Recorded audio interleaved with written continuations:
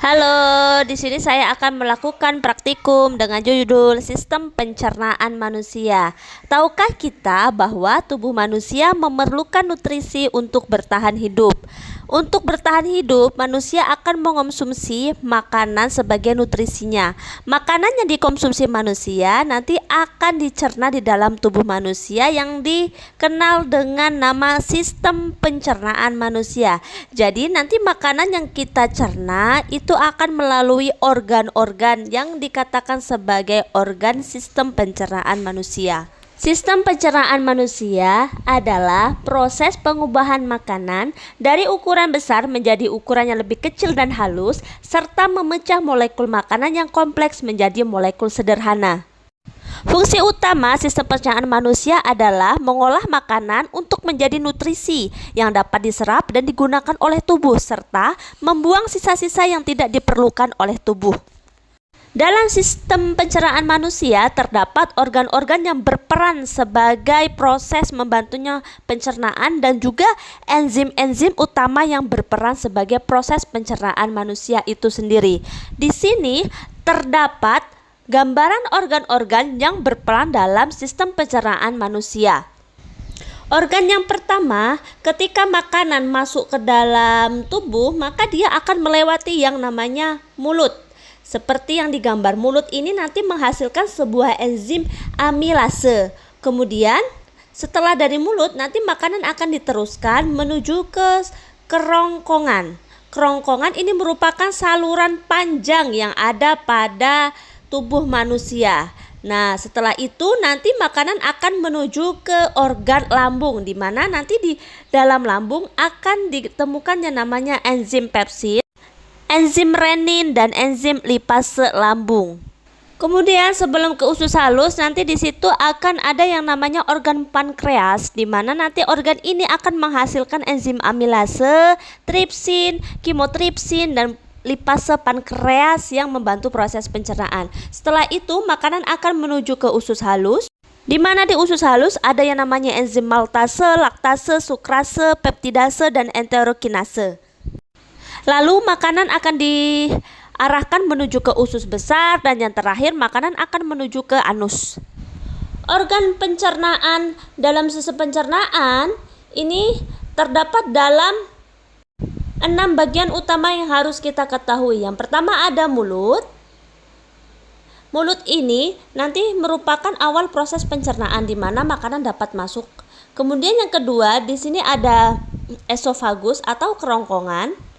Berikutnya ada lambung sebagai proses pencernaan mekanis maupun kimiawi. Kemudian ada usus halus sebagai penyerap nutrisi makanan. Kemudian ada usus besar dan juga anus. Organ pencernaan yang pertama yaitu rongga mulut. Rongga mulut merupakan bagian awal dari proses pencernaan, di mana makanan yang masuk ke dalam tubuh manusia akan dimasukkan ke dalam rongga mulut. Di dalam rongga mulut ini nanti terjadi yang namanya pencernaan kimiawi dan pencernaan mekanis. Pencernaan kimiawi di dalam rongga mulut itu terjadi karena adanya kelenjar lidah. Fungsinya untuk mengeluarkan air ludah untuk membasahi makanan agar mudah ditelan. Selain itu, di dalam mulut akan menghasilkan enzim pitialin yang fungsinya mengubah amilum atau pati menjadi gula. Kemudian yang kedua ada pencernaan mekanik. Pencernaan mekanik di mulut terjadi pada organ gigi dan lidah, di mana gigi berfungsi untuk mengunyah makanan, sedangkan lidah sendiri berfungsi sebagai proses membantu menelannya makanan yang telah dikunyah. Kemudian setelah dari mulut, berikutnya makanan yang telah halus tadi diteruskan dan dilanjutkan menuju ke kerongkongan atau esofagus. Kerongkongan ini merupakan organ yang menghubungkan antara rongga mulut dengan lambung, yang fungsinya sebagai penyalur makanan menuju ke lambung. Di dalam kerongkongan ini nanti akan terjadinya yang namanya gerakan peristaltik. Gerakan ini merupakan gerakan otot polos dengan melakukan gerakan remas-meremas antara kontraksi otot bergelombang yang fungsinya untuk mendorong makanan dari mulut menuju ke lambung. Gerakan ini tidak dipengaruhi oleh gravitasi, jadi bisa tetap terjadi meskipun kita sedang makan sambil berbaring. Dengan adanya gerak peristaltik ini, maka memudahkan makanan yang berasal dari mulut untuk menuju ke lambung dengan adanya gerak meremas-remas. Dalam esofagus ini tidak ada yang namanya enzim, tetapi makanan sudah dalam bentuk bolus atau gumpalan makanan. Kemudian yang berikutnya, setelah makanan menuju esofagus akan diteruskan melalui organ yang berikutnya, yaitu lambung. Lambung merupakan organ pencernaan yang berbentuk seperti kantong berdinding tebal yang dilapisi oleh epitelium. Di dalam lambung itu sendiri nanti terjadi pencernaan yang namanya mekanis dan kimiawi. Pencernaan mekanis di lambung itu dibantu oleh otot lambung yang mengerut dan mengembang seperti gerakan meremas makanan. Kemudian pencernaan kimiawi yang terjadi di lambung itu akan dibantu oleh beberapa enzim. Yang pertama ada asam klorida atau HCl yang fungsinya untuk membunuh kuman yang masuk bersama makanan. Kemudian yang kedua, lambung akan menghasilkan enzim renin yang fungsinya untuk mengedapkan kasein susu. Yang ketiga, di lambung akan menghasilkan namanya enzim pepsin yang fungsinya untuk mengubah protein menjadi pepton.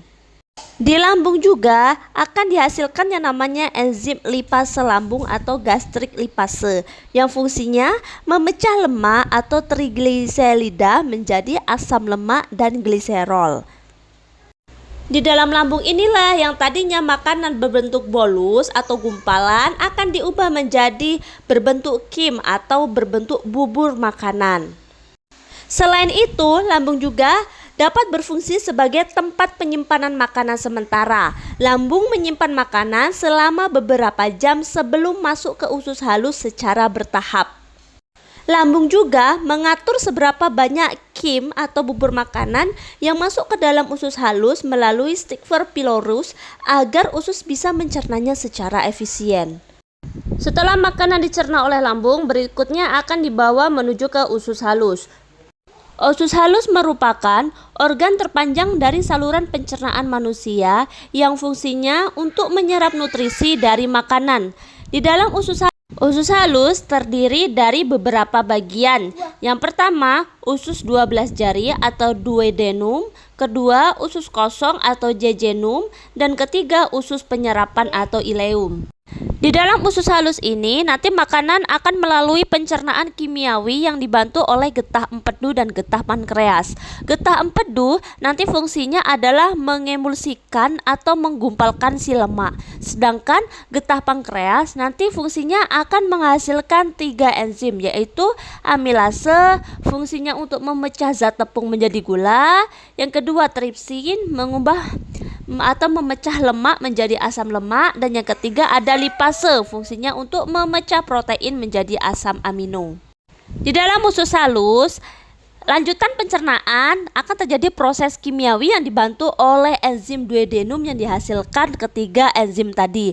Kemudian berikutnya di sini di usus halus di bagian jejunum dan ileum akan terjadi yang namanya penyerapan nutrisi.